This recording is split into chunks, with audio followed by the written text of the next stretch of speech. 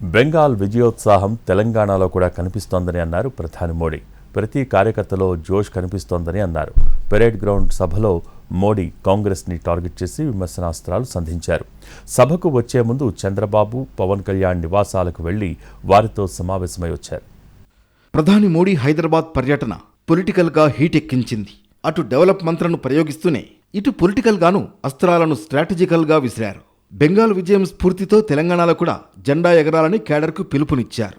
తెలుగులో ప్రసంగం ప్రారంభించిన మోడీ బీఆర్ఎస్, కాంగ్రెస్ రెండూ కుటుంబ పార్టీలే అని విమర్శించారు.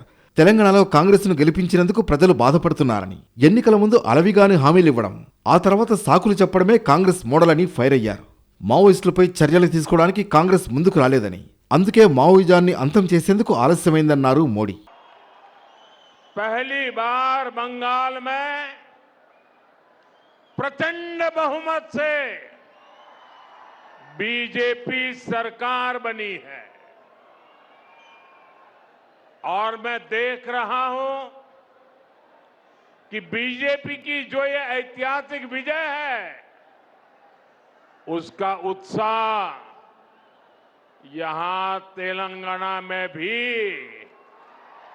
दिख रहा है।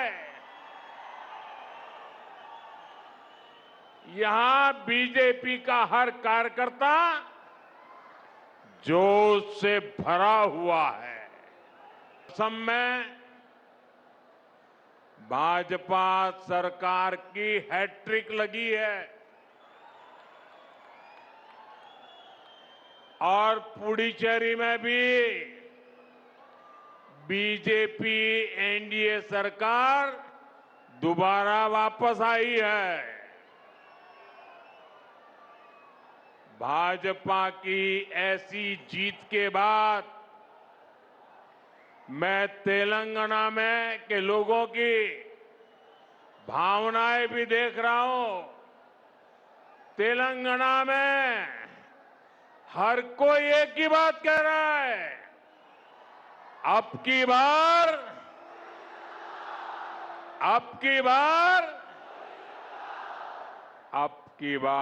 तेलंगाना में भी।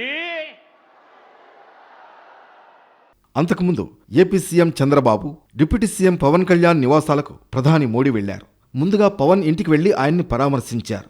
సైనస్ సమస్య కారణంగా పవన్ కళ్యాణ్కు ఇటీవల శస్త్రచికిత్స జరిగింది. ప్రస్తుతం ఆయన విశ్రాంతి తీసుకుంటున్నారు. ఈ క్రమంలోనే పవన్ ఇంటికి మోడీ వెళ్లి పరామర్శించి ఆరోగ్య పరిస్థితిని అడిగి తెలుసుకున్నారు. తర్వాత చంద్రబాబు నివాసానికి వెళ్లి మర్యాదపూర్వకంగా కలిశారు. మోడీ అక్కడ గంటకు పైగా ఉన్నారు. వివిధ అంశాలపై చంద్రబాబుతో సమాలోచనలు జరిపారు. చంద్రబాబు, పవన్ కళ్యాణ్ నివాసాలకు వెళ్లిన ఫోటోలను ప్రధాని మోడీ ఎక్స్ వేదికగా పోస్ట్ చేశారు. వారందరినీ కలిసి ఎన్నో విభిన్నమైన అంశాలపై అభిప్రాయాలను పంచుకోవడం ఎంతో సంతోషంగా ఉందని పేర్కొన్నారు. అలాగే పవన్ యోగక్షేమాల గురించి తెలుసుకున్నారని, సంపూర్ణ ఆరోగ్యంతో ఉండాలని ఆకాంక్షిస్తూ పోస్ట్ పెట్టారు. ప్రధాని తమ నివాసానికి రావడం ఎప్పటికీ గుర్తుండిపోయే జ్ఞాపకమన్నారు సీఎం చంద్రబాబు. ఆయనకు ఆతిథ్యం ఇవ్వడం తమకు లభించిన గౌరవం, అదృష్టంగా భావిస్తున్నామని ఎక్స్లో పోస్ట్ చేశారు. ఆహ్వానాన్ని మన్నించి వచ్చిన ప్రధానమంత్రికి కృతజ్ఞతలు తెలుపుతున్నామన్నారు. తన ఆరోగ్య పరిస్థితి గురించి వ్యక్తిగతంగా తెలుసుకునేందుకు ప్రధాని మోడీ రావడంపై పవన్ కళ్యాణ్ ఆనందం వ్యక్తం చేశారు. ఈ సమయంలో ప్రధాని తమ ఇంటికి రావడం ఎప్పటికీ గుర్తుంచుకునే సందర్భం అని పవన్ పేర్కొన్నారు.